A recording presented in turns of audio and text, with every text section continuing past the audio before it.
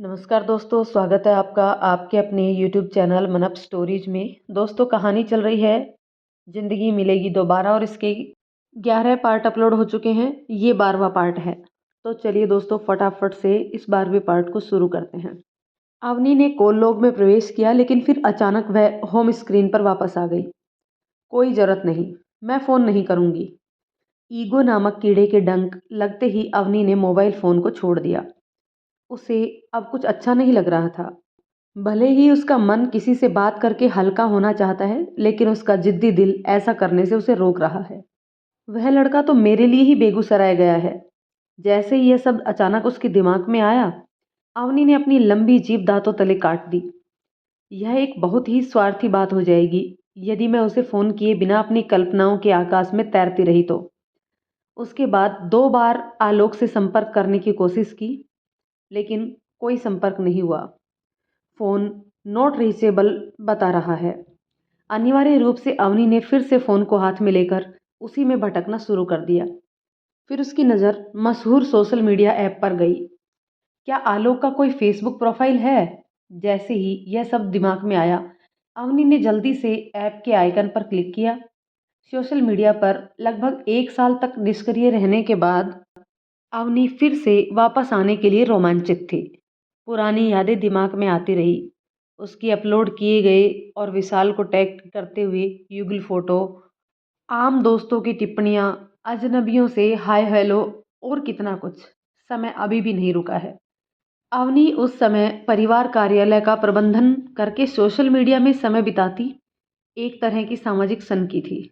लेकिन फिर एक अनस्क्रिप्टेड एक्सीडेंट से लगभग सब कुछ खत्म कर दिया। अरे वाह! आलोक का तो फेसबुक है। अवनी ने जैसे ही कोट पैंट पहने आलोक की तस्वीर को देखा, वह एक तरह से उत्साह से लगभग चीख पड़ी। 300 से ज़्यादा लाइक्स वाली वह फोटो निजी जीवन में आलोक की लोकप्रियता को दर्शाती है। इसमें कोई शक नहीं है कि आलोक की प्रोफाइल काफ़ी अट्रैक्टिव है। अभी हाल ही में अपलोड की गई एक खूबसूरत फोटो के कमेंट सेक्शन में अवनी की निगाहें टिक गई। आलोक ने द पायल नामक एक प्रोफाइल द्वारा की गई टिप्पणी का जवाब दिया। स्मार्ट बॉय, तुम्हारी पसंद ही बताती है तुम्हारे शुद्ध व्यक्तित्व को। अवनी ने हाँफते हुए पायल द्वारा किया गया कमेंट को पढ़ा, फिर एक के बाद एक अपलोड की गई तस्वीरों को देखती चली। ज़्यादातर तस्वीरों में पायल द्वारा किए गए कमेंट्स आलोक की प्रोफाइल पर दिखाई दिए। अचानक उसका सिर गुस्से से गर्म हो गया। तभी हाथ में थमा मोबाइल की घंटी बजी तो अवनी की नज़र उस पर पड़ी। आलोक का सेव्ड नंबर वहां दिखाई दिया। हाँ बोलो, क्या हुआ? गला इतना भारी है? क्या विमान ने फिर से परेशान किया या घर में कोई समस्या है? अवनी के फ़ोन रिसीव करते ही आलोक ने थोड़े चिंतित अंदाज में कहा। भले ही वह लगभग 500 किलोमीटर दूर था, लेकिन लहरों में तैरती हुई प्रेमिका के शब्द जैसा थका हुआ सा महसूस हो रहा था आलोक को। भले ही झिझकते हुए वह सवाल पूछ ही लिया। भले ही आप मानव अवचेतन में निहित विचारों को समझने की गुप्त क्षमता को पूरी तरह से समझ न सके, लेकिन अवनी के अच्छे और बुरे बोध की ज्यामिति लकीर खींचने में आलोक एक तरह से उस्ताद बन गए हैं। इसलिए फोन कॉल के दूसरे छोर पर मौजूद व्यक्ति की आवाज़ कुछ ही समय में आलोक द्वारा पढ़ ली गई। नहीं नहीं, ऐसा कुछ नहीं है। तुम कब पहुंचे और सड़क पर कोई कठिनाई तो नहीं हुई? अवनी ने अपने मन की गुप्त दरारों में शक के एक सूक्ष्म संकेत को छिपाते हुए कहा। ठीक नहीं कह सकता, लेकिन लगभग 2 घंटे पहले, आलोक ने मन ही मन गणना करते हुए कहा। आने के बाद मैं सीधा थाने गया था। हालांकि मैंने विशाल और विवान के कारनामों का जिक्र नहीं किया, लेकिन मुझे पता चला है कि नील चक्र गिरोह के 2 लोग गिरफ्तार कर लिए गए हैं। 2 आरोपियों में से एक की पत्नी ने आत्महत्या कर ली है। आलोक गंभीरता से बोला। पहुंचकर आलोक ने एक फोन भी नहीं किया। अवनी को यह बात बुरी लगी, लेकिन अवनी इसे खामोशी से निगल गई। फिर आखिरी वाक्य सुनकर वह चौंक गई। क्या कहा? आत्महत्या कर ली? लेकिन क्यों? शुरुआत में तो मैंने सुना कि यह सम्मान हानि के कारण था, लेकिन आश्चर्यजनक रूप से पीड़िता को महीनों तक एक अज्ञात नंबर से नियमित रूप से कॉल कर परेशान किया जा रहा था, और नंबर देखते ही मेरा अनुमान अनुमान शक्ति मेल खा गई। आलोक ने आत्मविश्वास के साथ अपनी बात अवनी से कही। कौन कौन महिला को फोन किया करता था? अवनी ने असीम जिज्ञासा के साथ पूछा। रघु ठक्कर। तुम इस आदमी को जानती हो? बेगूसराय में एक अस्थायी ठेका मजदूर है, लेकिन अब पुलिस के खाते में फरार। यह फिर कौन है? लेकिन रघु ठक्कर के नाम से किसी भी व्यक्ति से उनकी कभी मुलाकात नहीं हुई। धत, क्या उल्टा पुल्टा बोल रहे हो? मुझे नहीं पता कि रघु ठक्कर कौन है, क्योंकि इसके अलावा मैं कभी बेगूसराय गई ही नहीं। 98351 लगातार 10 अंक धारा प्रवाह में बोलता गया आलोक। अब मैं निश्चित रूप से कह सकता हूं कि वह आदमी कौन है, तुम पहचान गई होगी। 98351। अवनी अपने दिमाग में पूरा नंबर बुदबुदाते हुए चौंक गई। यह तो विवान का नंबर है। इसी नंबर से तो कुछ दिन पहले फोन करके वो मुझे परेशान किया करता था। हाँ, तुम बिल्कुल सही हो, आलोक ने अवनी की स्मृति से लगभग प्रसन्न होकर कहा। इस नंबर का इस्तेमाल विवान ही किया करता था, और याद है मैंने तुम्हें बताया था कि नंबर बेगूसराय का है। तो अब 2 और 2 4 का मिलान हो गया है। लेकिन विवान के पास रघु ठक्कर का सिम कैसे गया? अवनी ने बड़े ही आश्चर्य से कहा।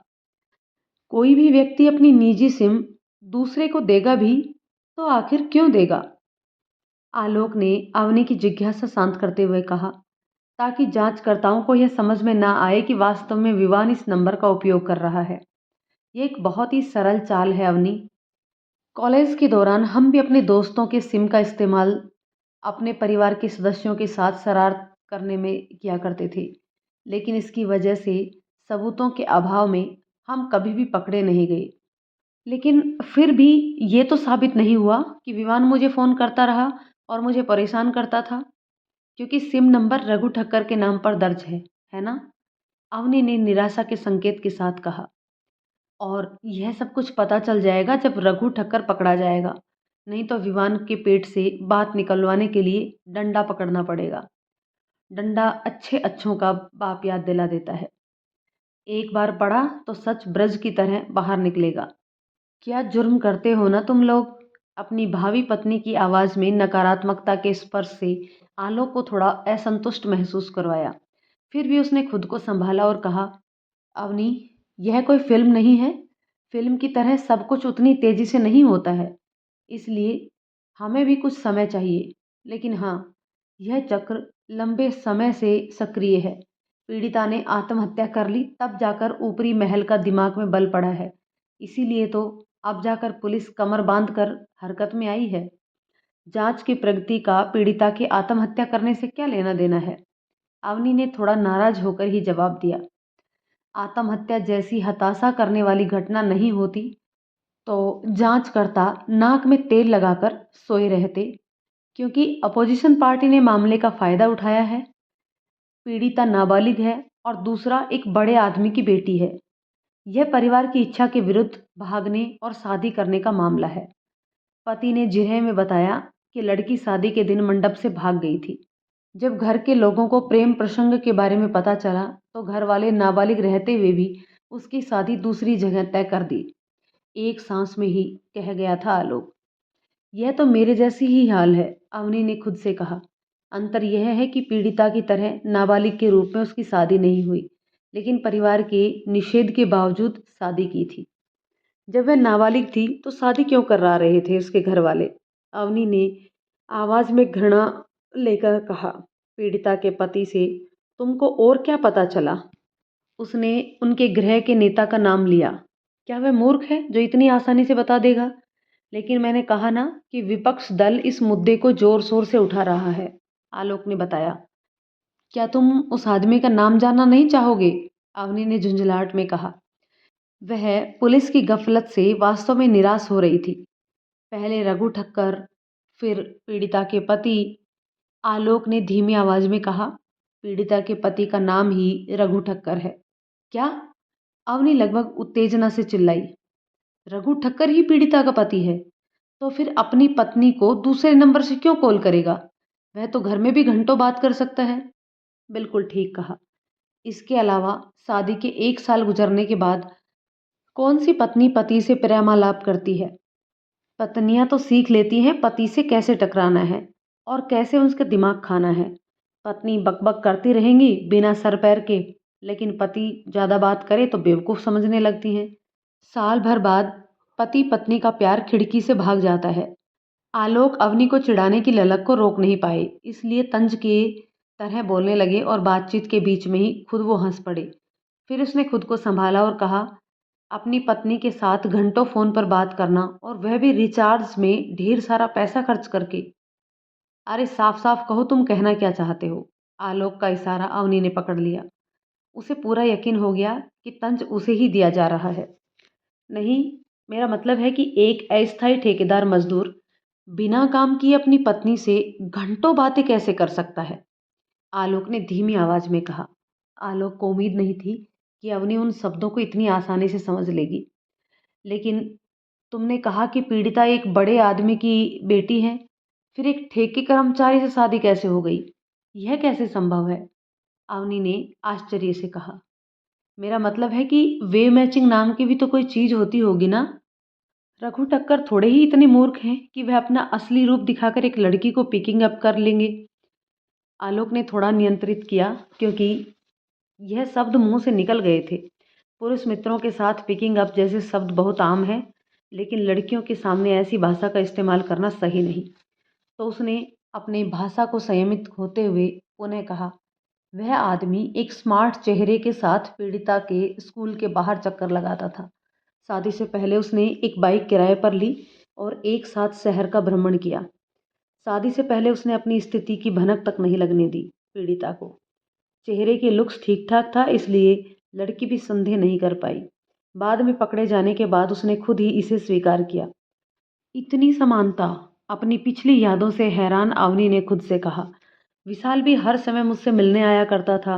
वह कॉलेज से बाहर नवीनतम मॉडल बाइक के साथ मेरा इंतजार करता था। तो क्या यह सब पिकिंग अप का ही जाल था? मुझे लगता है कि रघु ठक्कर ने जानबूझकर इस तरह से अपना प्रतिनिधित्व किया, ताकि अमीर परिवार की लड़कियां आसानी से उसके प्रेम जाल में फंस सके।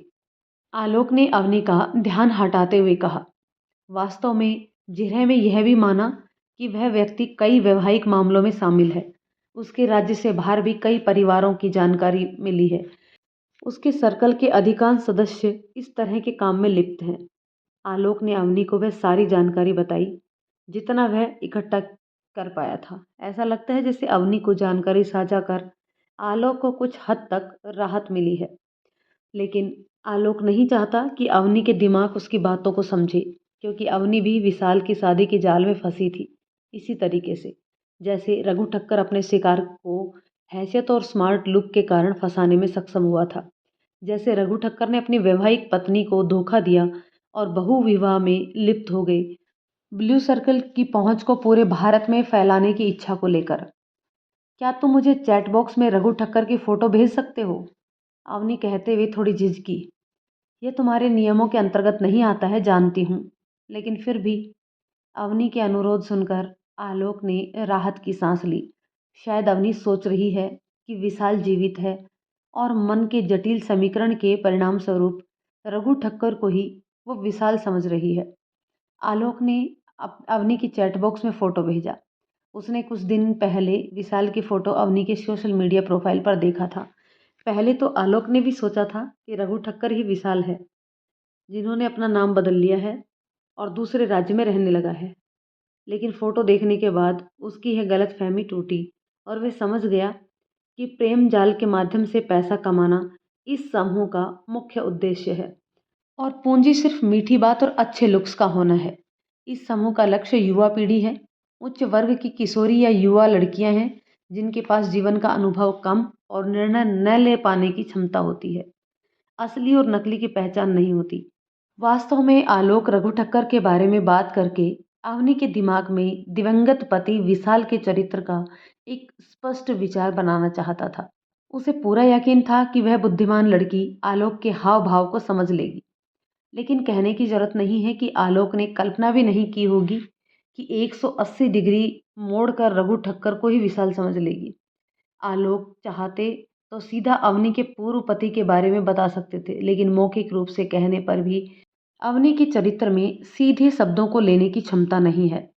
आलोक यह बात भली भांति जानते थे, इसलिए अवनी सीधी बात को भी बार बार घुमा फिरा कर चक्कर काटती है। नहीं, ये विशाल नहीं है, फोटो देखकर अवनी ने खुद से कहा। वह थोड़ी निराश थी क्योंकि वास्तविकता उसकी कल्पना से मेल नहीं खा रही थी। उसका अवचेतन मन उसे बता रहा था कि विशाल अभी भी जीवित हो सकता है। खाई में गिरने की घटना पूरी तरह से झूठी है, लेकिन आंखों के सामने कड़वी सच्चाई देखकर भी उसका मन गुप्त काल कोठरी में रखे विश्वास में जंग नहीं लगा। अभी तो जांच बाकी है, अवनी ने अपने आप से कहा। फिर उसने आलोक से कहा, क्या तुम्हें कुछ और पता चला? नहीं, अभी कुछ ही समय तो हुआ है, मैं यहाँ आया हूँ, आलोक ने अवनी को निराश करते हुए कहा। लेकिन पायल आज शाम को आ रही है, आधिकारिक तौर पर विभाग की ओर से। रात यहीं रहेगी, मैं उसे सब कुछ समझाकर कल सुबह लौटूंगा। अचानक उसे बुला रहा है, मन में शरारत भरी शंका एकाएक बढ़ गई। आलोक को कैसे समझाए कि पायल उसके आसपास रहती है तो अवनी का मन बेचैन हो उठता है। दोनों सिंगल हैं और अविवाहित हैं। पायल क्यों आ रही है? बहुत कोशिश करने के बाद भी अवनी अपनी भावनाओं को नहीं छुपा सकी। वह एक झटके में बोल उठी, अचानक तुम्हें क्या हो गया? आलोक ने बिना उसकी बात समझे ही कहा। यहाँ आते ही माँ का फोन आया। उनका उनकी तबीयत खराब है, दवा भी बराबर फल नहीं दे रही है। घर में कोई और है नहीं जो मेरे सिवाय माँ की देखभाल करे। ओह! आलोक की बात सुनकर अवनी को यकीन नहीं हो रहा था। वह रात को वहीं रहेगी, इसका मतलब क्या वो साथ में रहेंगी? अवनी ने खुद से स्वाभाविक अपराध बोध में कहा। किसी पर विश्वास न करने का धर्म आज भी कायम है। वैसे तुम पायल की शादी में गए थे? अवनी ने आखिरकार वह सवाल पूछ ही लिया जो उसके दिमाग में चल रहा था। दरअसल वह जानना चाहती थी कि पायल शादीशुदा है या सिंगल। वह सीधे तौर पर नहीं पूछ सकती थी, इसलिए वो घुमावदार राह की आस में थी। नहीं, मैं नहीं गया, आलोक ने अस्पष्ट उत्तर दिया। लेकिन क्या पायल अभी भी सिंगल है? जैसे ही उसके मन में सवाल उठा तो आलोक ने कहा, अवनी, अब रखते हैं, माँ का फोन आ रहा है। अवनी ने कॉल काट दी और अपने फोन को चार्जर में लगा दिया। खुले दरवाजों और खिड़कियों को बंद करने के बाद वह बिस्तर पर नींद लेने की कोशिश कर रही थी कि तभी दरवाजे पर दस्तक की आवाज ने अप्रत्याशित रूप से नींद तोड़ दी। कौन? कुणाल की मर्दाना आवाज अवनी के मजबूत पिंजरे कान पर दस्तक दी। अभी, मैं भैया, दरवाजा खोलो, कुछ बात करनी है। बाप के पैसे से दादागिरी करने में शर्म नहीं आ रही?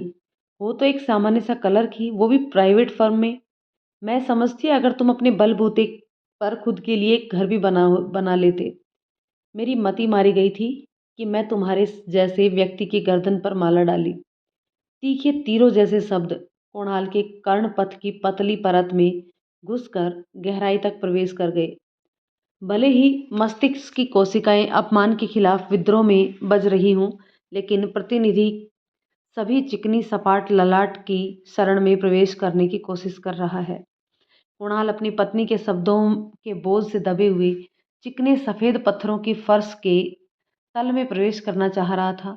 धरती माता कुणाल की बात सुनती, लेकिन काव्या के पिता के चमकदार आलीशान मंजिल में कुणाल खुद के प्रतिबिंब में खोता जा रहा था। काव्या के आसपास खड़े रिश्तेदारों की नज़र से बचने के लिए पति की पहचान में रहने के बाद भी वह अपने बच्चों की पहचान भी नहीं खो रहा था। पता नहीं वे कितनी संख्या में थे जो घर के दामाद की बेइज्जती को अपने दिल में समा रहे थे, 5 या 6 या कई और। उस समय कुणाल के आसपास का वातावरण धुएं से घिर गया। अपनी पत्नी की कर्कश चीखों की आड़ में कुणाल बोलने में असमर्थ था। एक सुंदर पत्नी को महंगे उपहारों से नहलाने में असमर्थ। प्रतिष्ठित स्कूल में 2 बच्चों के साथ गेट टुगेदर के लिए खर्च करने में असमर्थता। ना ही व्यवसाय करने की पूंजी है और ना ही पत्नी की जिम्मेदारियां लेने की औकात। कायर कहीं का। मुझे लगा था कि पूरा घर इसके नाम पर रजिस्ट्री होगा, वरना वरना क्या शादी नहीं करती, है ना? पत्नी के शब्दों के खिलाफ कुणाल के मर्दाना ताकत ने अपनी लाख दहाड़ने की कोशिश की, लेकिन वह पूरी तरह से क्षण भर में ही बुझ गया, क्योंकि उस वक्त रिद्धि अपनी माँ की दहाड़ के कारण अपने पिता के पास आकर खड़ी हो गई थी। मैंने तुम्हें बड़ों की बातों के बीच में ना आने के लिए मना किया है ना? लड़की को देखकर काव्या का गुस्सा शांत होने की बजाय दुगना हो गया। दोनों की आंखों में बेटियों को खोने का डर दिखाई दे रहा था। यह सोचकर कि रिद्धि अपनी माँ की अवहेलना कर सकती है और साहस के साथ अपने पिता के पास जा सकती है, काव्या की आंखें डर से चमक उठी। पत्नी की दृष्टि पड़कर कुणाल के खोए हुए मनोबल का एक छोटा सा अंश कुणाल के मन में स्थानांतरित हो गया, परंतु क्षण भर में ही वह रेत के बांध की तरह ढह गया। अपने कान खोलकर सुन लो कुणाल, मैं तुम्हारे जैसे आदमी के साथ नहीं रहना चाहती। तुम्हें बहुत ही जल्द डिवोर्स का पत्र मिल जाएगा। बार बार यहाँ आना बंद करो। मैं तुम्हारी मिन्नतों से भीग नहीं जाऊंगी। अगर तुम नहीं माने तो मैं मैरिटल हैरासमेंट का मामला दर्ज करवाऊंगी। मुझे यह सब करने के लिए मजबूर मत करो। पत्नी की बात सुनकर कुणाल को अपने कानों पर विश्वास नहीं हुआ। छोटी सी बात की इतनी बड़ी सजा, व्यापार पूंजी जुटाने में असमर्थ, अंततः क्या डिवोर्स है? क्या शादी नाम का पवित्र बंधन इतना कठिन होता है? जैसे ये सवाल मन में आया, कुणाल के दिमाग में एक और क्रूर सच दस्तक देने लगा। मेरी रिद्धि और सिद्धि का क्या होगा? मैं उन दोनों को अपने पास रखूंगी। उन लोगों को ऐसे पिता की जरूरत नहीं है। माँ की डांट का कोई असर नहीं हुआ, जैसे रिद्धि के कानों तक डांट नहीं पहुंची हो। रिद्धि अपने पिता के पास ही खड़ी रही। कुणाल के दिल में अच्छाई की एक सूक्ष्म किरण फैल गई। कहने की जरूरत नहीं है कि बहुत से लोग ऐसे होते हैं जो अपने बच्चों के सामने इस तरह के अपमान को सहन नहीं कर पाते। आज अपनी बहन के कमरे के दरवाजे के बाहर खड़े कुणाल के मन में कुछ समय पहले की हुई घटना का रिपीट टेलीकास्ट चल रहा था। अपमान से जलते हुए उसके मन में बस कुछ ही शब्द निकले, गोल्ड डिगर, जो पैसे के लालच में पवित्र रिश्ते को भी खाई के कगार में धकेल सकता है। सभी लड़कियां एक जैसी होती हैं, वे पैसे के अलावा कुछ नहीं जानती। मन में पूरी नारी शक्ति के प्रति धुएं की कुंडली की तरह एक तीव्र विष उठ रहा था कुणाल के मन में। काव्या, अवनी, उनके बीच में क्या अंतर है? कोई अंतर नहीं है। कोई संपत्ति के लालच में पति को स्वतंत्र रूप से तलाक देना चाहता है और दूसरी, तभी उसके विचारों के बीच में दरवाजा खुला तो कुणाल ने एक बार फिर उन शब्दों को संजो लिया जो उन्होंने अपने मन में रखे थे। हाँ, कहो भैया। बालों में क्लिप बांधते हुए अवनी दरवाजे के बाहर निकली। तभी उसने पलंग पर एक कोने में चांदनी देवी को निंद्रा में पड़े देखा तो चुपचाप दरवाजा बाहर से बंद कर लिया। यह इसलिए ताकि भुआ की नींद में खलल ना पड़े। मैंने सुना है कि तुमने घर बेचने के बारे में प्रमोटर अंकल से फोन किया था। भाग बंटवारा के बारे में क्या बात हुई? कुणाल ने बिना किसी ढोंग के सीधे अपनी बहन की ओर देखते हुए कहा। इसे 3 बराबर भागों में विभाजित किया जाएगा, लेकिन मैं अपने हिस्से का कुछ हिस्सा भुआ के नाम पर दर्ज करवाऊंगी। कम से कम भुआ के पास एक घर होगा और उसके अंतिम जीवन में पैसों की कमी नहीं होगी। अवनी ने अपनी नाक खींची और कहा। अति वृद्ध भुआ के लिए आवंटित संपत्ति का हिसाब किताब सुनकर कुणाल के सीने को जैसे ठोकर लगी। काव्या के साथ घनिष्ठ रूप से मेल खाने वाली बहन के चरित्र समानता को बनाना चौराहे में भी दुर्घटनाग्रस्त हो गया। कुछ समय पहले ही वह सोच रहा था कि सभी लड़कियां एक जैसी होती हैं, लेकिन नहीं। क्या तुम भुआ के लिए अपनी संपत्ति साझा करोगी? कुणाल ने अपनी बहन के प्रति अविश्वास से कहा। हाँ, मैंने यही तो सोचा है, लेकिन भुआ को अभी तक कुछ नहीं बताई हूँ। लेकिन डील फाइनल होने पर मैं उनको बता दूंगी। अवनी ने बगल में रखे एक चेयर पर बैठते हुए कहा। तुमने अचानक बुलाया, क्या कुछ बात है? मैं एक व्यवसाय करने की सोच रहा था। काम से गुजारा नहीं हो रहा है। 2 बच्चों पत्नी के साथ परिवार एक आय पर नहीं चल रहा। कुणाल ने अपने ससुराल के घर से लाए गए अपमान की टोकरी को अपने मन के रहस्य में रखते हुए कहा। इसलिए मैं घर बेचना चाहता था, लेकिन मैंने गणना की है कि अगर 3 लोग समान रूप से संपत्ति साझा करते हैं तो मैं व्यवसाय शुरू नहीं कर सकता। क्या व्यवसाय है? अवनी काव्या के घर से लौटने का समय जानना चाह रही थी, लेकिन अवनी ने अपने भाई को पूछने से खुद को रोक लिया। आज सुबह कुणाल खाने की मेज से भी अनुपस्थित रहे। यह कल्पना करना आसान है कि घर का बेटा झगड़ों और उथल पुथल के कारण शादी के बंधन को मजबूत करने के लिए कोई भी हद तक जा सकता है। आज छुट्टी का दिन था, लेकिन पारंपरिक मान्यताओं के कारण अवनी ने सोचा भी नहीं था कि काव्या आज भी कुणाल को वापस कर देगी। बहुत बड़ा व्यवसाय नहीं, बस एक छोटा सा, कुणाल ने अपनी बहन से कहा। वाह! यह तो अच्छा है, अनोखा निर्णय है। लेकिन काम के अलावा व्यवसाय का प्रबंधन करना काफ़ी कठिन है, अवनी ने अपने भैया के शब्दों के जवाब में कहा। लेकिन उसे समझ नहीं आया कि इससे उसकी बहन की बात करने का व्यवसाय का क्या लेना-देना है। हाँ, विचार तो आदित्य हैं, लेकिन एकमात्र समस्या यह है कि मेरे पास पैसे नहीं हैं, इसलिए मैं तुम्हारे पास आया हूँ। कुणाल आखिरकार उस योजना पर आया जो उसके दिमाग में घूम रही थी। देखो अभी, अब इस बाजार में कैश में हाथ लगाना बहुत जोखिम भरा होगा। बैंक से सीधे तौर पर लोन लेना नहीं चाहता, लेकिन मैं शून्य ब्याज पर कुछ उधार लेना चाहता हूँ। मैं इसे 1 या 2 साल में वापस कर दूंगा। यह कहने की जरूरत नहीं है कि इस तरह का कदम केवल व्यापारिक पूंजी जुटाकर अपनी पत्नी और बच्चों को वापस पाने की कोशिश के लिए है। दोस्तों, कहानी के इस पार्ट को यहीं रोकते हैं। मिलते हैं कहानी के एक और पार्ट में। तब तक के लिए ये कहानी आपको कैसी लगी कमेंट करके ज़रूर बताइएगा। यदि कहानी पसंद आती है तो इसे लाइक शेयर कर दीजिए। चैनल पर नए हैं तो प्लीज़ चैनल को सब्सक्राइब ज़रूर कर लीजिए। तो चलिए दोस्तों, मिलते हैं कहानी के एक और पार्ट में। तब तक के लिए शुक्रिया।